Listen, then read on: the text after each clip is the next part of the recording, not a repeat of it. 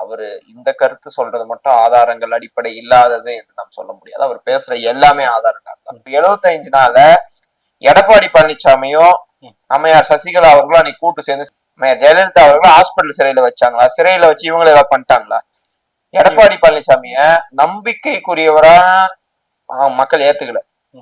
எங்க டேபிள் கடியில பூந்துருவாரான்னு பாக்குறாரு. Punch dialogue பேசலாம், உண்மை தன்மையை தரவுகளோடு பேசினால் எடப்பாடி பழனிசாமிக்கு நன்றாக இருக்கும். ஃப்ரிட்ஜ ஒரே நிறுவனத்துக்கிட்ட வாங்குறேன்னு சொல்லி அதுல ஒரு மிகப்பெரிய ஊழலை செய்வதற்கு அதிமுக காத்து கொண்டிருக்கிறது. மக்கள் திமுக எது சொன்னாலும் செய்யுன்ற ஒரு கான்பிடன்ட் அவங்க கிட்ட இருக்கு. இழிவான மனநிலையை உடையவரை பொதுச் செயலாளராக பெற்றிருக்கிற ஒரு இயக்கம் அதிமுக. முதலாக ஒரு மாநில கட்சி கொத்தடிமையாக டெல்லிக்கு சென்றது எடப்பாடி பழனிசாமி தான். இவர் கொத்தடிமை முறையை தான் கட்சியில ஒழிச்சாதான் நாட்டுல ஒழிக்க முடியும்.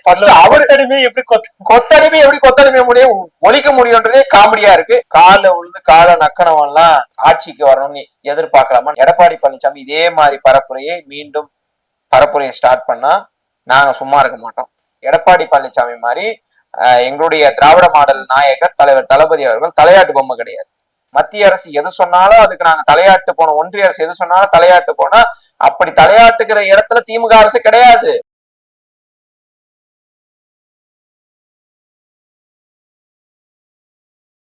மைச்சனை 360 தோழர்களுக்கு வணக்கம். இன்று நம்முடன் திமுகவின் செய்தி தொடர்பாளர் வழக்கறிஞர் ரஜினி அவர்கள் இருக்கார். அவர்கிட்ட சமகால நிகழ்வு கொடுத்து கேட்டு தெரிஞ்சிடும். தொடர் வணக்கம்.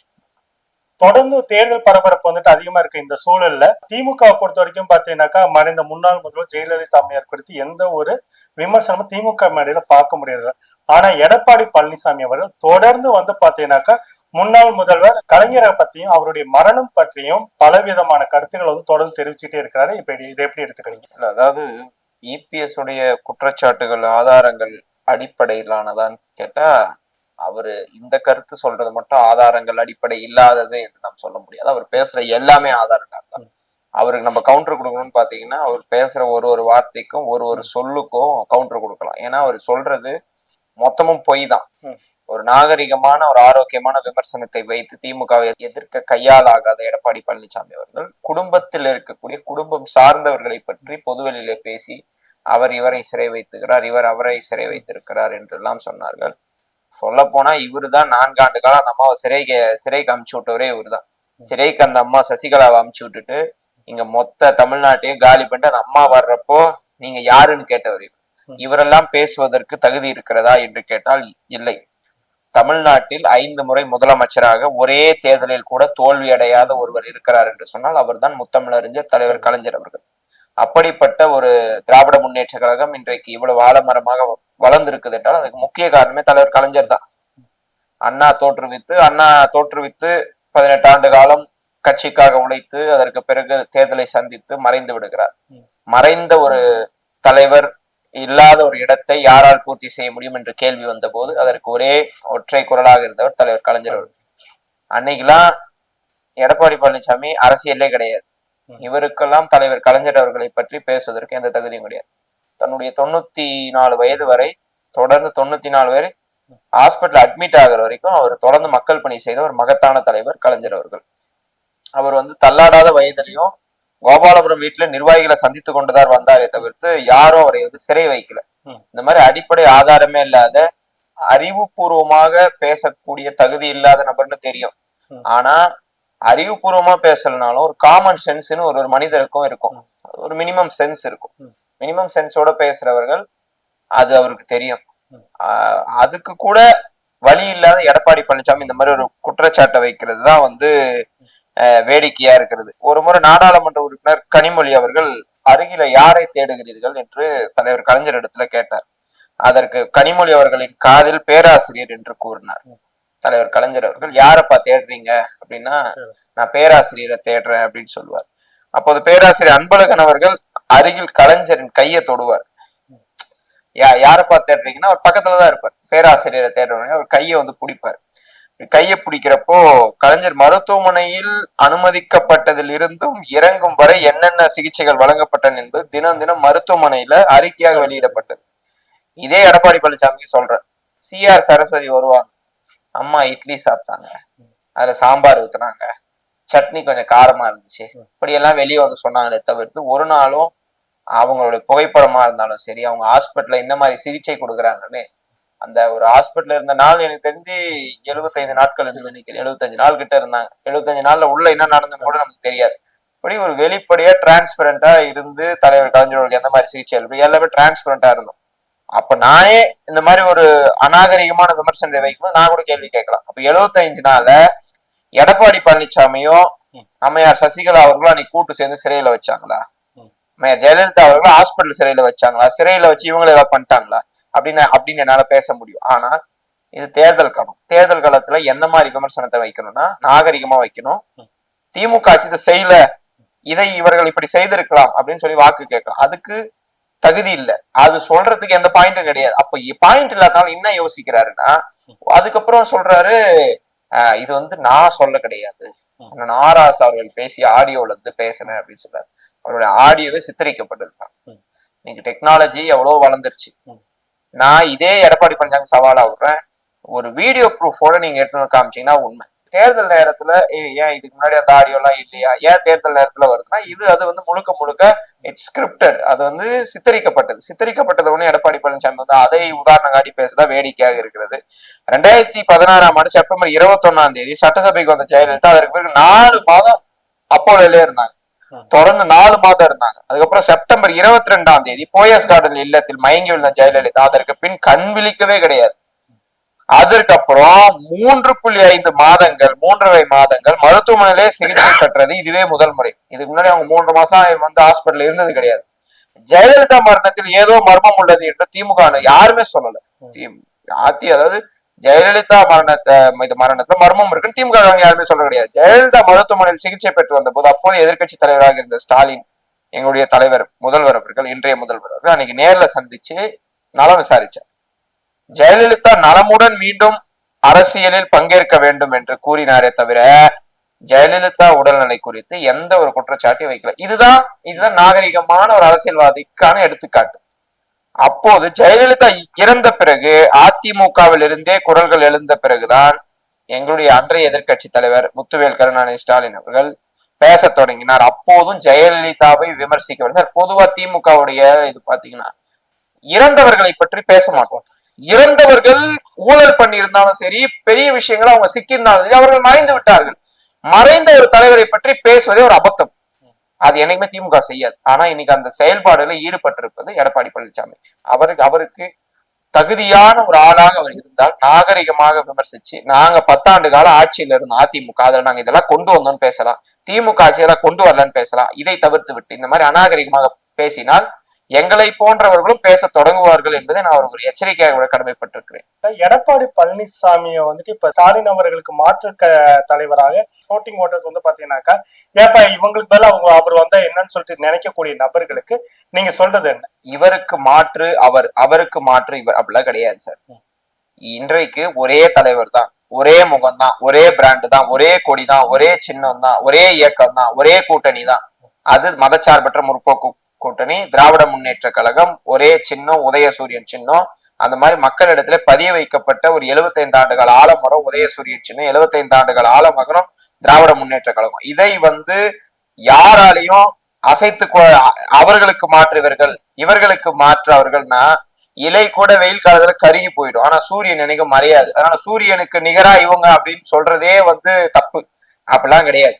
இன்னைக்கு நல்லாட்சி செய்து இருக்கிறோம். போன முறை ஜெயிச்ச இடங்களை விட இந்த ஆண்டு இந்த தேர்தலில் அதிகப்படியான இடங்களிலே நின்று இன்றைக்கு கூட்டணி கட்சிகளோடு களத்திலே சந்திக்க இருக்கிறோம். அந்த இடங்கள்ல பெரும்பான்மையான இடங்கள்ல இன்னும் சொல்ல போனா 234 தொகுதிகளிலும் திமுக வெல்லக்கூடிய அளவிற்கு, திமுக கூட்டணி வெல்லக்கூடிய அளவிற்கு இன்றைக்கு நல்ல களம் என்பது ஸ்ட்ராங்கா இருக்கு, அமைந்திருக்கு. நல்ல ஸ்ட்ராங்கான களம் அமைந்திருக்கு. நாங்க களத்துக்கு போறோம், களத்துல பாக்குறோம் எந்த மாதிரி மக்கள் சரி. இப்போ போன நான் 2014 2021 அதிமுக ஆட்சி, 2021 அதிமுக முன்னாள் அமைச்சர்கள் ஓட்டு கேட்க போறப்ப எல்லாரும் தொட்டி அடிச்சாங்க, குடத்தை வச்சு உட்காந்துப்பாங்க, தண்ணி வரல, போர் ஒர்க் ஆகல அப்படின்னு சொல்லி சென்னையில நிறைய இடத்துல துரத்தி அடிச்ச வார்த்தைலாம் இருக்கு. ஆனா இன்னைக்கு எங்க போனாலும் திமுக வேட்பாளர்கள் எங்க போனாலும் எங்க ஆட்சி தான் அடுத்து கடந்த 5 வருஷம் எங்க போனாலும் மலர் தூய் வரவே இருக்கிறாங்க. ஐயோ வாங்க எங்களுக்கு எவ்வளவு செஞ்சுக்கிறீங்கன்னு சொல்லி அவங்க திட்டத்தை சொல்றாங்க. அவங்களே கொள்கையை பரப்ப ஆரம்பிச்சிட்டாங்க. அவங்க 10 பேர்கிட்ட போய் சொல்றாங்க, ஏங்க இதெல்லாம் எங்க தொகுதிக்கு வந்திருக்குங்கன்னு சொல்லி அந்த ஒரு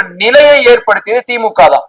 ஆனால் இவர்கள் தான் இதெல்லாம் பார்த்து பொறுத்துக்க முடியாத நாங்கள் அவர்கள் இல்லையா நாங்க இல்லையா நீங்க தான் அப்படின்னு சொல்லி என்னை பொறுத்த வரையில இவர்கள் வந்து சில தொகுதிகளில் நான் என்ன சொல்ல போனா நான் குறிப்பிட்டே சொல்ல ஒரு 100 தொகுதிகளுக்கு மேல் அதிமுக பாஜக கூட டெபாசிட் இழப்பார்கள்.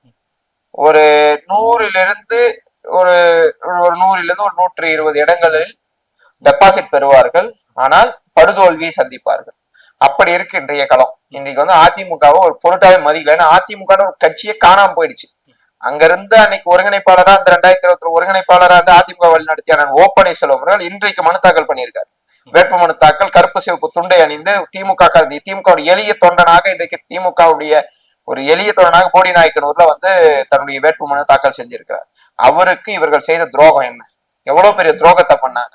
கூடவே வச்சு நின்றுட்டு பொதுக்குழுவை கூட்டி அவரை கார்னர் பண்ணி அப்பேற்பட்ட அம்மையார் ஜெயலலிதா அவர்களால் முதலமைச்சராக அமர வைக்கப்பட்டவரே இந்த இந்த நிலைமைக்கு எடுத்து விட்டாங்க இவங்க.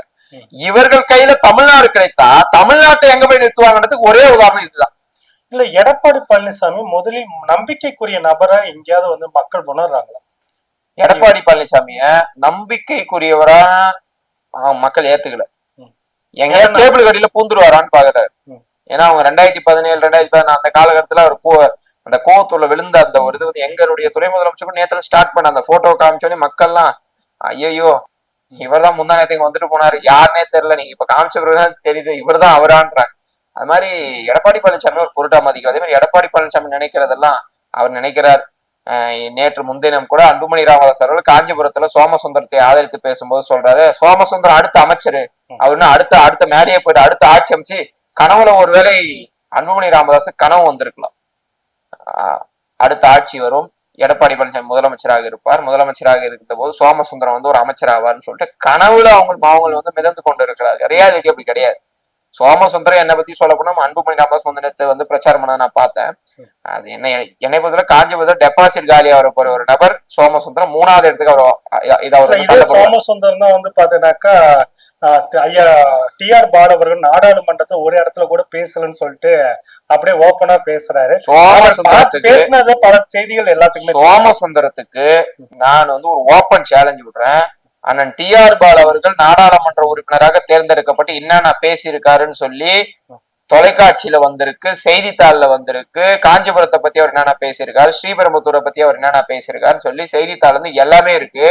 ஆனா அவர் அதெல்லாம் மறந்துட்டு அதெல்லாம் மறந்துட்டு அவர் வந்து ஏதோ வாய்க்கு வந்ததை வந்து பேசிட்டு போறாரு. அதே மாதிரி அவருக்கு அடிப்படை அறிவே இல்லை சோமசுந்தரத்துக்கு. காஞ்சிபுரத்துல இருந்து ஐயா டி.ஆர். பாலுவை பத்தி பேசிட்டு இருக்காரு. அவருக்கு ஒரு அடிப்படை அறிவோட நான் சொல்றேன், காஞ்சிபுரத்துக்கு எம்பி டி.ஆர். பாலுன்னு கிடையாது, காஞ்சிபுரத்துக்கு எம்பி செல்வம் என்கிற ஒரு நபர் தான். செல்வம் என்கிற நாடாளுமன்ற உறுப்பினர் தான் அங்க வந்து சிட்டிங் நாடாளுமன்ற உறுப்பினர். அந்த அடிப்படை அறிவு கூட தெரியாத இவர் தான் நாளைக்கு வந்து காஞ்சிபுரத்தை காப்பாத்த போறாரா? அமைச்சரா வேற அன்புமணி கனவு காண்டு வந்திருக்கிறாரு. அதாவது கனவு நிறைவேறாது. அந்த கூட்டணி என்பது ஒரு சிக்கலான கூட்டணி. அன்புமணி எடுத்துங்க, அப்பா பிள்ளைக்கு சண்டை. தமாகவை எடுத்துங்க, 3 அமைச்சர்கள் தொகுதியில சிட்டிங் அமைச்சர்கள் தொகுதியில நிக்க வச்சிட்டாங்க. அவரு பாவம் சைக்கிள் ஓட்டுன்னு போயிருந்தாரு, சைக்கிள் சின்னத்தை. அவரு போய் பெரிய ஒரு மலை கிட்ட போய் நிக்க வச்சாரு. அவங்களாம் அச்சப்பட்டு கொண்டு இன்றைக்கு வந்து பயந்து போய் இருக்கிறாங்க. எடப்பாடி பழனிசாமி எடுத்துக்கிட்டீங்கன்னா இன்னைக்கு போர்க்கொடி நிறைய தூக்கிட்டு இருக்காங்க. கள்ளக்குறிச்சியில சீட்டு கடைகளும் ஒருத்தர் வந்து படுத்துட்டாரு, நான் வந்து ராஜினாமா பண்ணிட்டு போறேன்னு சொல்லிட்டு. முதலாக தன் வீட்டில் சாப்பிடவில்லை என்று அம்மாவிடம் போய் சொல்லும் போது, அன்றைய முதலமைச்சர் அம்மையார் ஜெயலலிதா கிட்ட சொல்லும் போது, உங்க வீட்டுல யாரும் சாப்பிட மாட்டாங்களா, நீ போன்னு சொல்லிட்டு அடுத்த சில நாட்களில் அவர் உணவுத்துறை அமைச்சராக அம்மையார் ஜெயலலிதா அவர்களால் அடையாளம் காட்டப்பட்டு உணவுத்துறை அமைச்சராக இருந்தார். உணவுத்துறை அமைச்சராக இருந்த சில காலத்துல அடுத்த ஆட்சி அமைகிற போது, அடுத்த அதிமுக ஆட்சி அமைகிற போது, உன் பேச்சை யாரும் கேட்கல, நீ வந்து வருத்தப்பட்ட, நீ பேசுறதுதான் எல்லாரும் கேட்கணும்னு சொல்லி உண்மையாவே அது பாராட்டக்கூடிய, எதிரடியில இருந்தாலும் பாராட்டக்கூடிய சபாநாயகர் என்ற ஒரு இடத்துல இருந்த ஒருவரை இன்னைக்கு எடப்பாடி பழனிசாமி தன்னுடைய சுயலாபத்திற்காக அப்படிப்பட்ட ஒரு நபருக்கு சீட்டு கொடுக்காதனால அவர் வேதனையில இருக்கார். சோ கோஷ்டி பூசல் அதிகமாக இருந்து வருகிறது. அவர் அதிமுக இருந்திருந்தால் அவருக்கு சீட்டு கொடுத்திருப்பார். இவர் வந்து பாஜகவுடைய அடிமையாக மாறி இருக்க காரணத்தினால் சீட்டு கொடுக்க முடியல. அதனால இன்றைக்கு இந்த நிலைமைக்கு தள்ளப்பட்டிருக்கிறது. இந்த நிலைமையில் தள்ளப்பட்டிருக்கிற அதிமுக தன்னுடைய இரட்டை இலை சின்னத்தை காப்பாற்ற வேண்டும், அதற்கு சதவீத வாக்கு பெற வேண்டும் என்று ஓடிக்கொண்டிருக்கிறது. இன்னைக்கு வந்து போட்டி வந்து ஆன்டி இன்கம்பன்சி சொல்லுவாங்க. there is no anti incumbency, there is a pro incumbency. So pro இன்கம்பன்சினா ஆட்சி வந்து சூப்பரா இருக்கு. வருகிற கருத்து கணிப்பு முழுமையாக பார்க்கிறோம். 150 இடங்கள் என்று சொல்லி கொண்ட இந்த தொலைக்காட்சிகள் கூட இன்னைக்கு 180 இடங்களுக்கு மேல் பெறும் என்று சொல்லுகிறார்கள். இன்னும் 10 நாட்கள் கழித்து களம் மாறும், 200 தொகுதிகளுக்கு மேல் என்று அவர்களே சொல்லதான் போகிறார்கள். சார் களத்துக்கு நான் கேண்டிடேட்டோட போறேன் சார், எல்லா இடத்துலயும் மலர் தூவி வரவேற்கிறாங்க. வாங்க, நீங்க தான் எங்களுடைய சட்டமன்ற உறுப்பினரை வரணும், எத்தனை டைம் எவ்வளவு திட்டங்களுக்கு வந்துக்கிறீங்கன்னு சொன்னாங்க. இதே போன ஆட்சியில எம்எல்ஏ ஓட்டு கேட்க வந்தப்ப இந்த மனுஷனை பார்த்தது இப்பதான் பாக்குறோம் அப்படின்னு இருந்துச்சு சார். நீங்க நல்ல ஆட்சி செய்து கொண்டு இருக்கிறோம் சார், சும்மா நம்ம வந்து பேச்சுக்கு சொல்லல, நிறைய விஷயம் செஞ்சிருக்கோம், நிறைய விஷயத்த சாத்தியப்படுத்திருக்கோம். 11.9% பொருளாதார வளர்ச்சி தமிழ்நாட்டு வரலாற்றிலே தலைவர் கலைஞர் அவர்களுக்கு பிறகு 10 ஆண்டு காலமாக அதிமுக ஆட்சி செய்ய முடியாததை 5 ஆண்டுகளிலே செய்வேன் என்று உறுதியளித்து சிறுகனூர் மாநாட்டில் சொன்ன எங்கள் தலைவர் 4 ஆண்டுகளிலே அந்த வளர்ச்சி எட்டி இருக்கிறார் என்று சொன்னால் இதுதான் உண்மையான தமிழ்நாட்டினுடைய வளர்ச்சி பாதையில் தமிழ்நாடு சென்று கொண்டு இருக்குது. தொடர வேண்டும் என்று மக்களும் இதை நினைக்கிற காரணம் திமுகவுக்கு வாக்கு போடணும். முதல்ல எடப்பாடி பழனிசாமிக்கு எதிர்கட்சி இருப்பதற்கு ஒரு தகுதி இருக்கா அப்படின்னு ஒரு கேள்வி வந்துட்டு இப்ப எழும்ப ஆரம்பிக்கும். ஏன்னா ஒரு தரவுகளோட எதையும் பேசக்கூடியவர்கள் தான் எதிர்கட்சின்ற இடத்து கூட வர முடியும். பத்திரிகைகள்ல வரக்கூடிய கிசுகிசு செய்திகளை வைத்து கொண்டு தேர்தல் பரப்புரையில பயன்படுத்தக்கூடிய நபரா எடப்பாடி பழனிசாமி அவர்கள் இருக்காரு.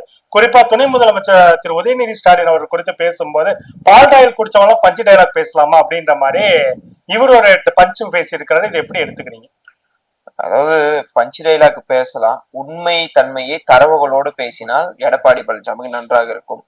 கமிஷன் அடிப்பதற்குனே கூப்பன் திட்டம் என்று பரப்புரையிலே அவர் மேற்கொள்கிறார். நான் ஆதாரத்தோடு சொல்றேன். கடந்த அதிமுக ஆட்சியில் சைனாவை சேர்ந்த ஒரு நிறுவனத்திடம் 1921 கோடிக்கு 15.66 லட்சம் லேப்டாப்புகளை வாங்க ஒப்பந்தம் செய்த போது தரமற்ற லேப்டாப்புகளை வாங்கி ஊழல் செய்தது இது அதிமுக. ஒரு நிறுவனத்துக்கிட்ட 1921 கோடிக்கு 15.66 லட்சம் லேப்டாப்பை வாங்கினதுல ஒரு மாபெரும் இது ஊழல். அதுல ஒரு கமிஷன் அடிக்கலாம், அதுல ஒரு பணம் பார்க்கலாம்னு சொல்லி அந்த மாதிரி ஒரு அந்த லட்சியத்துல போய் ஊழல் செஞ்சது எடப்பாடி பழனிசாமி. மீண்டும் ஆட்சிக்கு வந்தால் ஃப்ரிட்ஜ் கொடுக்குறேன்னு சொல்லிக்கிறாங்க. ஃப்ரிட்ஜை ஒரே நிறுவனத்துக்கிட்ட வாங்குறேன்னு சொல்லி அதுல ஒரு மிகப்பெரிய ஊழலை செய்வதற்கு அதிமுக காத்து கொண்டு இருக்குது. இதுல ஊழல் செய்யலாம். கூப்பன் தரும் 8000 ரூபாய் கூப்பனை இவர் வந்து வேறு மாதிரியான பரப்புரையை செய்கிறார். 8000 ரூபாய் கூப்பன் எப்படின்னா, உங்களுக்கு தேவையானவற்றை நீங்க போய் வாங்கிக்கலாம், அதுக்கு 8000 ரூபாவை கூப்பன்லாம் தரும். அந்த கூப்பனை நீங்க கொடுத்தீங்கன்னா அவங்க அந்த 8000 மைனஸ் பண்ணி இருக்கிற அமௌண்ட்டை தருவாங்க. இல்ல உங்களால அமௌண்ட் பே பண்ண முடியல அப்படின்னா உங்க வீட்டுல இருக்க பொருளை எக்ஸ்சேஞ்ச் பண்ணிட்டு அதுல எக்ஸஸா ஒரு அமௌண்ட் வரும்.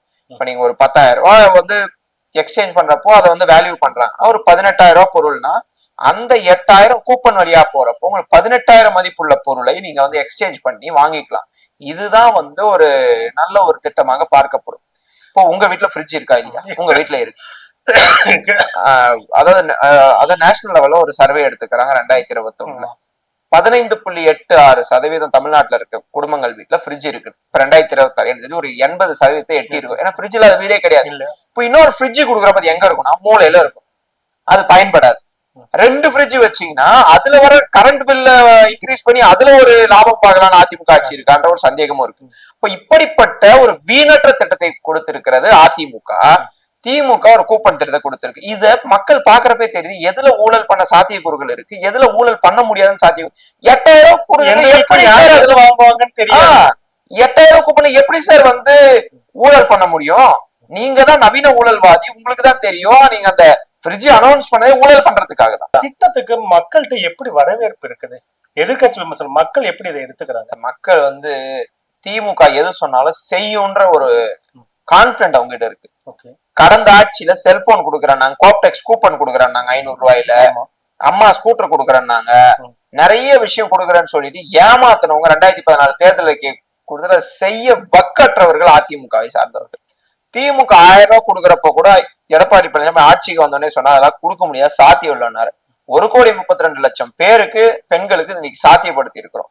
கொரோனா நிவாரண நிதி கொடுக்க முடியாதுன்னு சொன்னார், 4000 ரூபாய் கொடுத்து காமிச்சிருக்கிறோம். நிறைய விஷயங்கள் அவர் சாத்தியம் இல்லைன்னாரு. இலவச பேருந்து அதெல்லாம் முடியாதுங்கன்னாரு, அதெல்லாம் சாத்தியப்படுத்தி இருக்கிறோம். சொன்னதை செய்திருக்கிறோம், சொல்லாத சிலவற்றையும் செய்திருக்கிறோம். புதுமை பெண் திட்டம், தமிழ் புதல்வன் திட்டம், நான் முதல்வன் திட்டம், நம்மை காக்கும் 48 திட்டம், மக்களை தேடி மருத்துவம் திட்டம், அதுக்கப்புறம் இல்லம் தேடி கல்வி திட்டம், இதெல்லாம் தேர்தலுக்கு சொல்லாத திட்டங்கள். சொன்னதை செய்யும் அரசு, சொல்லாததையும் செய்யும் அரசாக இந்த ஆட்சி காலத்துல மாறி இருக்கிற காரணத்தினால் மக்கள் வந்து ஏகோபித்த வரவேற்போடு திமுக ஒண்ணு சொன்னா அதை செய்யும் என்ற ஒரு கான்பிடென்ட உருவாக்கி இருக்கிறோம். அந்த கான்பிடென்ட் தான் எங்களோட பிராண்ட்.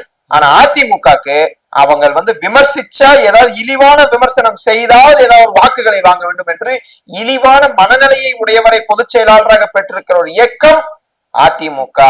அடிமை சாசனம் பாஜகவிற்கு எழுதி கொடுத்து விட்டு அடக்கம் அமருள் உய்க்கும் அடங்காமை ஆறில் உய்த்து விடும், அதாவது அடங்கி போலான்னு சொல்லிட்டு ஒரு முயற்சி எடுத்துட்டு பாஜகவுக்கு அடிமையாகி 21 to 27 நினைக்கிற வாக்குறுதி எனக்கு சரியா 271 நான் எனக்கு வாக்குறுதியா கொடுத்திருக்காங்க சார்.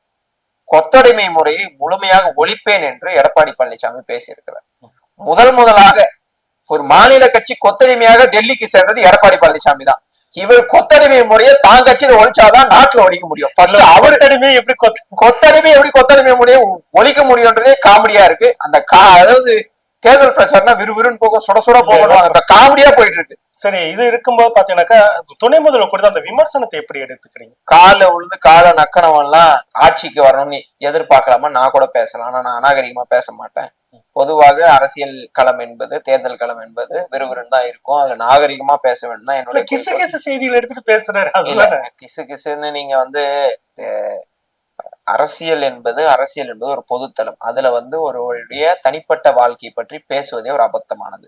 அவருடைய வாழ்க்கை, எங்களுடைய துணை முதல்வருடைய வாழ்க்கை முழுமையாக இந்த மண்ணுக்காகவும் இந்த மக்களுக்காகவும் அர்ப்பணித்துக் கொண்டு நாள் முழுவதும் மக்களுக்காக உழைத்திருக்கக்கூடிய ஒரு இளைஞரணி செயலாளராக, இளம் தலைவராக எங்க அண்ணன் உதயநிதி ஸ்டாலின் தமிழ்நாடு ஃபுல்லா சுற்றுப்பயணம் மேற்கொள்கிறார்.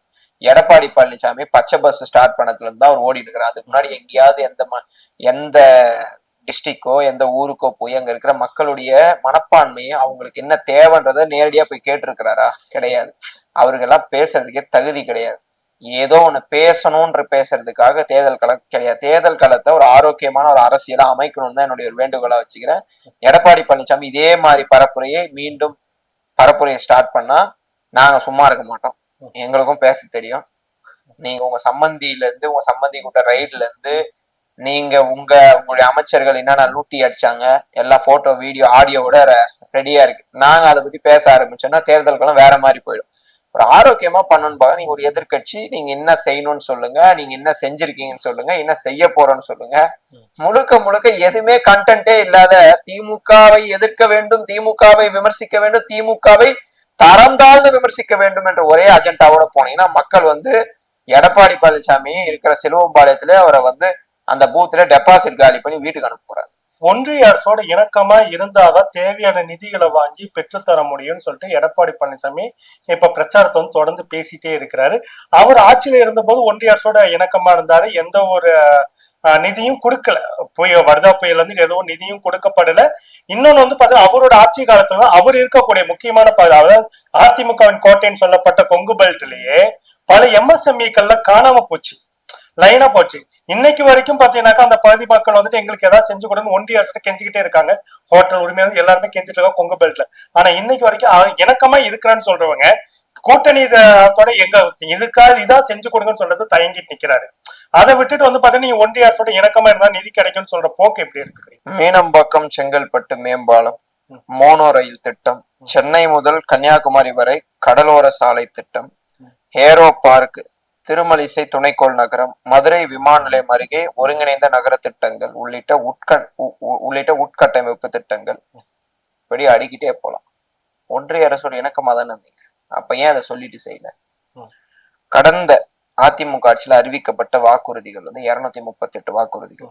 238 வாக்குறுதிகள் அதாவது நிறைவேற்ற முடியவில்லை. கடந்த 10 ஆண்டு கால அதிமுக ஆட்சியில 110 விதியின் கீழே மட்டும் சட்டப்பேரவையில் வெளியிட்ட 537 வாக்குறுதிகளை நிறைவேற்றவில்லை.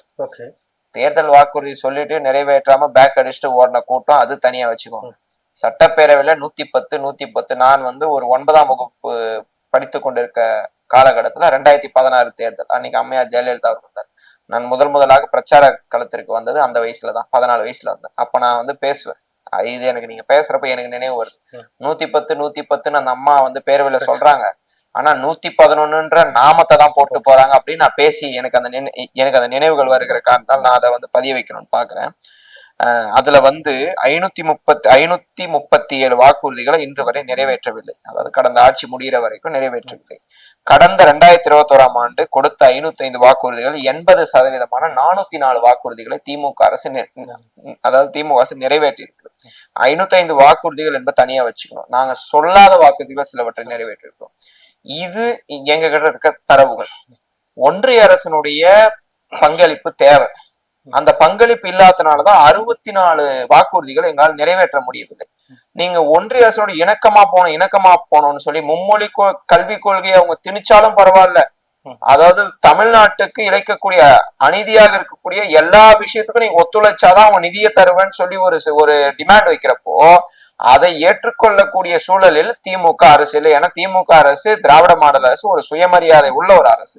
நீங்க வந்து அவங்க சொல்லிட்டுக்கலாம் தலையாட்டு பொம்மை கிடையாது. எடப்பாடி பழனிசாமி மாதிரி எங்களுடைய திராவிட மாடல் நாயகர் தலைவர் தளபதி அவர்கள் தலையாட்டு பொம்மை கிடையாது. எடப்பாடி பழனிசாமி அந்த மாதிரி அடிமை சாசனம் எழுதி கொடுத்த ஒரு நபர். அவரை மாதிரி எங்களால இயங்க முடியாது. அதனால திராவிட முன்னேற்ற கழகத்துக்கு ஒரு சுயமரியாதை இருக்குது. மத்திய அரசு எது சொன்னாலும் அதுக்கு நாங்க தலையாட்டு போனோம். ஒன்றிய அரசு எது சொன்னாலும் தலையாட்டு போனா அப்படி தலையாட்டுகிற இடத்துல திமுக அரசு கிடையாது. அதுதான் நாங்க வந்து சொல்றோம். களத்துல வந்து பாத்தீங்கன்னாக்க இன்னைக்கு இருக்க சில ஊடகங்கள் வந்துட்டு பாத்தீங்கன்னாக்கா இளைஞர்கள் ஆதரவு குறிப்பிட்ட ஒரு நடிகரின் பக்கம் சாய்ந்து கொண்டே இருக்கு அப்படின்னு சொல்றாங்க. நீங்க பார்த்த வரைக்கும் களத்துல இளைஞர்களுடைய ஆதரவு எந்த அளவுக்கு திமுகவுக்கு இருக்குது? ஜேஇ நுழைவுத் தேர்வுன்னு இன்ஜினியரிங் வந்து நடத்துறாங்க. அதுல 448 அரசு பள்ளி மாணவர்கள் தேர்ச்சி அடைந்திருக்கிறார்கள். ஐஐடிஎம் திட்டம் மூலம் 255 அரசு பள்ளி மாணவர்கள் தேர்ச்சி அடைந்திருக்கிறார்கள். நான் முதல்வன் திட்டத்தில் கடந்த 3 ஆண்டுகளில் 41,38,833 மாணவர்கள் மற்றும் 1,09,60 விரிவுரையாளர்கள் பயிற்சி பெற்றுள்ளனர். யூபிஎஸ்சி தேர்வுல இப்போ கடந்த ஆண்டு நடைபெற்ற யூபிஎஸ்சி தேர்வுல 56 பேர் தேர்ச்சி அடைந்துள்ளனர். வாடிப்பட்டியை சேர்ந்த ராஜேஸ்வரி அகில இந்திய அளவில் 2ஆம் இடம் பிடித்திருக்கிறார். அந்த பெண் பயின்றது நான் முதல்வன் திட்டத்தின் கீழாக. இடஒதுக்கீடை இன்றைக்கு கொடுத்ததும் திமுக அரசு தான். 7.5 இடஒதுக்கீடை அனைத்து பிரிவு படிவங்களுக்கும் நடைமுறைப்படுத்தியது திமுக அரசு தான். நாளை இளைஞர்கள் 18 வயதை முழுமையாக முடித்திருக்கிற இளைஞர்களுக்கு இவ்வளவு பட்டியல் போட்டது. இந்த பட்டியல் சொல்லும் இளைஞர்கள் ஆதரவு யாருக்கு. நான் வந்து எங்களுக்கு தான் சொல்லிட்டு எடப்பாடி பழனிசாமி மேல தரவுகள் இல்லாத நான் பேசுற ஆள் கிடையாது. எந்தெந்த இதுல எவ்வளவு தேர்ச்சி பெற்றிருக்காருன்னு தெளிவா சொல்லியிருக்கா. இதே மாதிரி புதுமை பெண் திட்டம்னு நான் சொல்லலாம். புதுமை பெண் திட்டத்தின் கீழ் 6.95 லட்சம் மாணவிகள் பயனடைந்து வருகிறார்கள். மாணவர்கள் உயர்கல்வி சேர்க்கை 34% அதிகமாயிருக்கு. அதே மாதிரி வந்து இன்னைக்கு நிறைய விஷயம் நீ வந்து டைட்டில் பார்க்க உருவாக்கி இருக்கிறோம். வேலை வாய்ப்பு கொடுக்கறதுல வேலை வாய்ப்பின்மைன்னாங்க. நான் அதிமுக ஆட்சியில பார்த்தேன். இன்ஜினியரிங் படிச்சு முடிச்சவன் வந்து படித்து முடித்தவன் வேலை இல்லாத இந்த அங்கன்வாடிக்கு போகக்கூடிய ஆட்கள் அதுக்கு ஏதோ 12th இது இருந்தா போதும். 12th குவாலிபிகேஷன் 10th குவாலிபிகேஷன் தான் போதும். ஆனா இன்ஜினியரிங் படிச்சவங்களும் அந்த வேலைக்கு வரக்கூடிய சூழல் அன்னைக்கு இருந்துச்சு. ஆனா இன்னைக்கு டைட்டில் பார்க்க உருவாக்கி இருக்கிறோம். ஐடி துறை மிக வேகமாக வளர்ந்த காலகட்டத்தில் 10 ஆண்டுகள் ஆட்சியில் இருந்த அதிமுகவால் பெரும் ஐடி நிறுவனங்கள் தமிழ்நாட்டுக்குள் கொண்டு வர முடியல. ஆனா நாங்க இன்னைக்கு வந்ததுனால 2024ஆம் ஆண்டு பட்டாபிராம் டைட்டில் பூங்காவை இன்றைக்கு உருவாக்கி இருக்குது திராவிட மாடல் அரசு. அதே சமயம் விழுப்புரம், தஞ்சாவூர், சேலம், தூத்துக்குடி, திருப்பூர், வேலூர், காரைக்குடி ஆகிய 7 இடங்களில் நியோ டைட்டில் பார்க்க ஏற்படுத்தப்பட்டுள்ளது. இவ்வளவு திட்டங்கள் இளைஞர்களுக்காக வாரி 5 ஆண்டுகள்ல அப்படியே வந்து இது மாதிரி ஒரு வளர்ச்சியை இதுக்கு முன்னாடி பார்த்ததே இல்லடா அப்படின்ற மாதிரி இளைஞர்களுக்கு செய்திருக்கிறோம். இந்த நான் பட்டியலிட்ட திட்டங்கள் யாருக்கு ஆதரவு என்று சொல்லும். இதுதான் என்னுடைய பதிலும் கூட. கடந்த ஆட்சி காலங்கள்ல வந்து பாத்தீங்கன்னா 2 துறைகள் வந்துட்டு இருக்குன்றது மக்களுக்கு தெரியாமனது. ஒண்ணு வந்து பாத்தீங்கன்னா இந்து சமய அறநிலையத்துறை, இன்னொன்னு வந்து விளையாட்டு. இது ரெண்டுமே பாத்தீங்கன்னா ஒரு பெட்டி செய்தி கணக்குல கூட வந்து டெய்லி செய்திகள் வராத அளவுக்கு. ஆனா இன்னைக்கு வந்து பாத்தீங்கன்னா இந்த 2 துறையோட முக்கியத்துவம் அதிகமா இருக்கு. இந்த 2 துறையோட செயல்பாடுகள் மக்கள்கிட்ட அதிகமா போயிட்டு குறிப்பா விளையாட்டு துறையில வந்து பார்த்தா சாதிக்கிற இளைஞர்களுக்கு பலவிதமான அதாவது 1000 5000 இருந்த இடத்துல லட்சத்துல பரிசுகள் ஊக்கத்தொகைகள் போகுது. இதெல்லாம் எப்படி எடுத்துறீங்க? எதிர்காலத்துல இந்த விளையாட்டு துறையில தமிழ்நாடு எந்த அளவுக்கு போகும் நீங்க நினைக்கிறீங்க? இது ஆட்சி சமய அறநிலையத்துறை பத்தி சொன்னீங்க. இந்து சமய அறநிலையத்துறை சுமார் 8000 கோடி நிலங்களை இன்றைக்கு மீட்டு இருக்கிறோம். 4000த்திற்கும் மேற்பட்ட கோயில்களுக்கு குடமுழக்கு செய்திருக்கிறோம். சென்ற ஆட்சியில எனக்கு தெரிஞ்சு சேவூர் ராமச்சந்திரன் நினைக்கிறேன் இந்த சமய அறநிலையத்துறை அமைச்சர், என்னுடைய ஞாபகம் சரியாக இருந்தால் அதுதான் சரின்னு நினைக்கிறேன். சேவூர் ராமச்சந்திரன் நான் செய்தியில பார்ப்பேன். சேவூர் ராமச்சந்திரன் எப்பதான் வெளியே வர்றாருன்னா, யானைகளுக்கு என்று ஒரு முகாம் ஏற்படுத்தப்பட்டிருக்கிறது, அந்த முகாமை தொடங்கி வைப்பதற்காக சேவூர் ராமச்சந்திரன் வந்தார், இந்த திருக்கோயிலுக்கு போய் இந்த திருப்பணிகளை செய்து இந்த குடமுழுக்க செய்தார் என்று நான் ஒரு செய்தித்தாளில் நான் பார்த்தது கிடையாது. ஆனா இன்றைக்கு இருக்கக்கூடிய இன்றைய துறைமுகம் தொகுதியினுடைய வெற்றி வேட்பாளர் இந்து சமய அறநிலையத்துறை அமைச்சராக கடந்த 5 ஆண்டுகளில் சிறப்பாக பணியாற்றிய அண்ணன் சேகர் பாபு அவர்கள் திருவண்ணாமலை தீப யாத்திரை விஷயமா இருக்கட்டும், எல்லா இடத்துலையும் நிர்வாகம் சம்பந்தப்பட்ட விஷயங்கள் தவிர்த்து ஒரு அமைச்சராக எந்த அளவுக்கு செய்ய முடியுமோ அந்த அளவுக்கு பக்தர்கள் வருபவர்கள் எந்த தங்கு தடையில்லாத இறைவனை தரிசித்து விட்டு வீடு செல்லும் வரையில ஒரு இந்து சமய அறநிலையத்துறை அமைச்சர் அந்த களத்திலே இருந்து வேலை செய்தது எனக்கு தெரிந்த வரையில். திருவண்ணாமலை தீப விஷயத்தில் நான் கண்கூடா பார்த்தது, அவர் அங்கேதான் இருந்தாரு. 2 நாட்கள் 3 நாட்கள் அங்கே இருந்து எல்லா வேலையும் அவர் செய்து எல்லா திருக்கோயில்களுக்கு தேவையான திருப்பணிகளை செய்து இன்னைக்கு 5 ஆண்டுகளை நிறைவு செய்திருக்கிறோம். அடுத்து விளையாட்டுத்துறையை பத்தி, விளையாட்டுத்துறை அமைச்சராக நான் உதயநிதி ஸ்டாலின் அவர்கள் 2022 டிசம்பர் மாதம் அவர் பதவியேற்றார். 2022 பதவியேற்கும் போது அவர் அமைச்சர் ஆயிட்டாரு. சும்மா அமைச்சராக்கி விடுறாங்க, இவங்கதான் ஆக்கி விடுறாங்கன்னு சொன்னாங்க. இன்னைக்கு விளையாட்டுத்துறையில பல சாதனைகளை படைத்திருக்கிறாரு. உலகமே வியக்கக்கூடிய அளவிற்கு செல்லக்கூடிய ஒரு விளையாட்டு போட்டியில உலக இன்டர்நேஷனல் சாம்பியனை ஒரு சாதாரண காசிமேட்டை சார்ந்த ஒரு பெண், ஒரு மாணவி ஜெயிக்கிறாங்கன்னா அது திமுக ஆட்சியில சாத்தியம். காசிமேடு ஒண்ணு, அதுக்கப்புறம் சைதாப்பேட்டை இது அருகில் இருக்கக்கூடிய கண்ணம்மாப்பேட்டையில இருக்கக்கூடிய ஒரு மாணவி வெற்றி பெறுகிறார் சொன்னால் அந்த இடத்துல திறமை இருக்கு, வெளியே வர முடியல, பணம் ஒரு தடையா இருக்கின்ற நேரத்துல உங்களுக்கு பணம் தடை இல்லை, திறமை இருக்கிறதா, ஊக்கத்தொகை நான் தருகிறேன் என்று அழைத்து சென்று அவர்களுக்கு தேவையான எல்லாவற்றையும் செய்து கொடுத்து அவர்கள் கேட்பதை விட ஒரு படி மேலாக செய்து கொடுத்து இன்றைக்கு விளையாட்டு போட்டிகளுக்கான செல்லக்கூடிய மாணவர்கள் தமிழ்நாட்டில் தான், இந்தியாவிலே தமிழ்நாட்டில் தான் அதிகம், அதுல வெற்றி பெறுபவர்களும் தமிழ்நாட்டில் தான் அதிகம் என்ற ஒரு உயரிய ஒரு அச்சீவ்மெண்ட்டை இன்னைக்கு திமுக அரசு சாத்தியமாகிறது என்றால் அண்ணன் உதயநிதி ஸ்டாலின் அவர்களால் மட்டுமே இது சாத்தியம். எங்கள் திராவிட மாடல் ஆட்சியால் மட்டுமே இது சாத்தியம். இவ்வளவு நேரம் உங்க கருத்தை பதிவு. தமிழக மக்கள் ரொம்ப தெளிவாதான் இருப்பாங்களே தவிர்த்து இது அயோத்தி மாதிரி ஆக்கலாமே, இதுல என்ன தவறுன்னு கேக்குறாருன்னா அப்ப அவர் எந்த அளவு இவருக்கு அறிவு இருக்கு நயினார் நாகேந்திரன் அவர்களுக்குன்னு இதுலயே மக்கள் தெளிவா புரிஞ்சிருப்பாங்க. அப்ப நீங்க என்ன சொல்ல வரீங்க? நேரடியா நாங்க அப்படிதான் பண்ணுவோம், நாங்க பிஜேபியை உள்ள நுழைக்கிறதுக்கு RSS மூலமா எல்லா காரியங்களையும் நாங்க இதெல்லாம் ஒரு சின்ன சின்ன விஷயங்கள் அப்படியே குட்டி குட்டியா அரிச்சு அப்படியே பெரிய பூதாகரமா ஆக்கி அதுல ஒரு சந்தோஷப்படுறதுதான் பிஜேபியோட நோக்கம். என்னன்னா தமிழக மக்களுடைய நிம்மதியை கெடுக்கும்.